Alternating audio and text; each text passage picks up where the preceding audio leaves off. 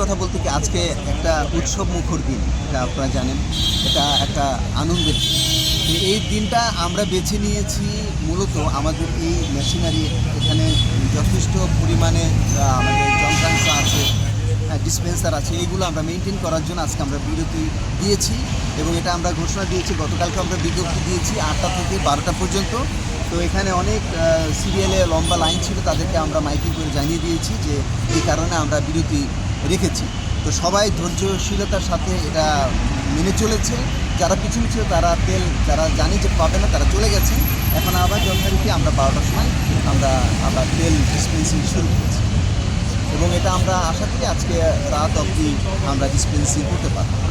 এই তেজগাঁও এবং মহাখালী এলাকায় প্রায় 8 থেকে 10টি পেট্রোল পাম্প আমরা আছে বলে দেখেছি, কিন্তু সবগুলোই বন্ধ রয়েছে। তো আপনাদের এই বিজয়সনীর এলাকার মধ্যে আপনাদেরটাই শুধু খোলা আছে, তো এত বড় ম্যানেজমেন্টটা কিভাবে করছেন? দেখুন, আমাদের এখানে সব কিছু খুব স্বচ্ছ এবং পরিষ্কারভাবে আমরা কাজ সম্পন্ন করার চেষ্টা করি এবং কোনো তুচ্ছ বিষয় হলেও সেটাকে আমরা অ্যাড্রেস করি যাতে কোনোরূপ কোনো ঝামেলা না হয়। তো আমাদের আন্তরিকতা এখানে কিছুটা ভূমিকা অবশ্যই রাখে এবং আমরা আশা করি সেটা আমরা চালিয়ে দিতে পারব। যতটুকুন আমরা পাবো ততটুকুনই আমরা সুচারুরূপে আমরা এটা 72 ঘন্টা ময়েশ্চার লক সমৃদ্ধ লিলি বডি ওয়াশ শিয়া বাটারের গুডনেস স্কিন রিপেয়ার করে রাখে সফট ও গ্লোয়িং। আজকের তেলের অবস্থাটা যদি বলতেন, কি পরিমাণ মজুদ আছে? আজকে আমার তেল আমি যদি বলি অকটেন 25,000-এর মতো আমার আছে, আর ডিজেল প্রায় 19,000 লিটার আমার কাছে মজুদ আছে।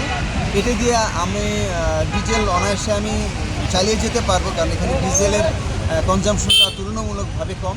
তবে অকটেন যে পরিমাণ আছে আমি আশা করি আজকে রাত পর্যন্ত আমি চালিয়ে যেতে পারবো। তো তেল কখন সরবরাহটা আসবে?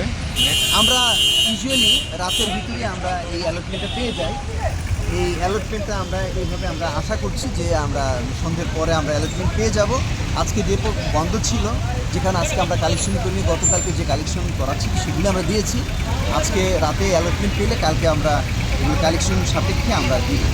পরবর্তীতে আমি আপনাদের মাধ্যমে জানিয়ে দিতে চাই যে আমরা হয়তো রাতের বেলা আমাদেরকে ডেলিভারি অফ রাখতে হবে, কারণ আমরা আসলে অনেক যে বেশি পরিমাণে পাচ্ছি তা না।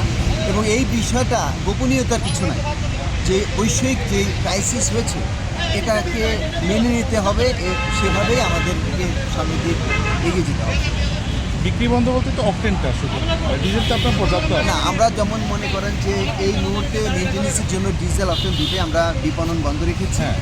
আর যখন আমরা মনে করেন অকটেন আমরা দিতে পারি না, তখন আমরা ডিজেলটা সরবরাহ অব্যাহত রাখি।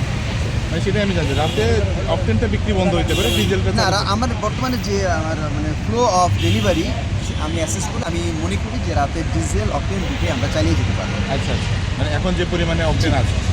আজকে কি তেল আসবে? আজকে হ্যাঁ, ইনশাল্লাহ আজকে তেলের অ্যালটমেন্ট আসবে, বাট আজকে you must be knowing that today depot is closed, so we will collect tomorrow.